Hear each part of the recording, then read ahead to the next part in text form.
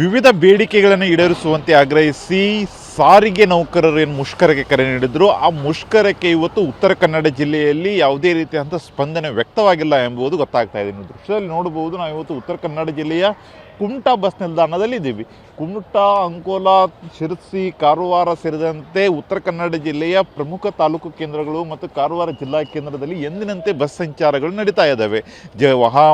ಜನರಿಗೂ ಸಹಿತ ಯಾವುದೇ ರೀತಿಯಾದಂಥ ತೊಂದರೆ ಆಗಿಲ್ಲ ಎಂಬುದು ಬಹಳ ಸ್ಪಷ್ಟವಾಗಿ ಕಾಣ್ತಾ ಇದೆ. ನೀವು ದೃಶ್ಯದಲ್ಲಿ ನೋಡಬಹುದು, ಎಲ್ಲ ರೀತಿಯಾದಂತಹ ರಾಜ್ಯದ ಮೂಲೆ ಮೂಲೆಗಳಿಂದ ಬಸ್ಗಳು ಈಗಾಗಲೇ ಉತ್ತರ ಕನ್ನಡ ಜಿಲ್ಲೆಗೆ ಬರ್ತಾ ಇದ್ದಾವೆ. ಉತ್ತರ ಕನ್ನಡ ಜಿಲ್ಲೆಯಿಂದಲೂ ಸಹಿತ ಬೇರೆ ಬೇರೆ ಕಡೆ ಹೋಗ್ತಾ ಇದ್ದಾವೆ. ವಾಹನ ಸವಾರರಿಗೆ ಅಷ್ಟೇ ಅಲ್ಲ, ಪ್ರಮುಖವಾಗಿ ಪ್ರಯಾಣಿಕರಿಗೆ ಇಂದು ಸಮಸ್ಯೆ ಆಗಬಹುದು ಎಂಬ ಆತಂಕವೂ ಸಹಿತ ವ್ಯಕ್ತವಾಗ್ತಾ ಇತ್ತು. ಆದರೆ ಇವತ್ತು ಯಾವುದೇ ರೀತಿಯಾದಂತಹ ಪ್ರಯಾಣಿಕರಿಗೆ ಸಮಸ್ಯೆ ಆಗದ ರೀತಿಯಲ್ಲಿ ವಾಹನಗಳು ಸಂಚರಿಸುತ್ತಿರುವುದು ಮಾತ್ರ ಸ್ಪಷ್ಟವಾಗಿ ಕಾಣ್ತಾ ಇದೆ. ಯಾಕಂದರೆ ಇವತ್ತು ಸಾರಿಗೆ ನೌಕರರು ಮುಷ್ಕರಕ್ಕೆ ಕರೆ ನೀಡಿದ್ರು.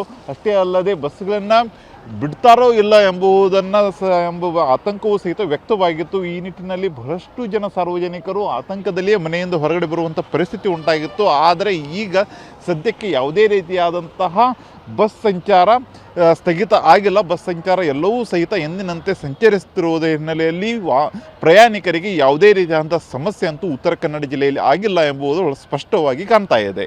ಕ್ಯಾಮ್ರಾಮನ್ ಮಂಜುನಾಥ್ ಜೊತೆ ಸೂರಜ್ ತುರೆ, TV9 ಉತ್ತರ ಕನ್ನಡ.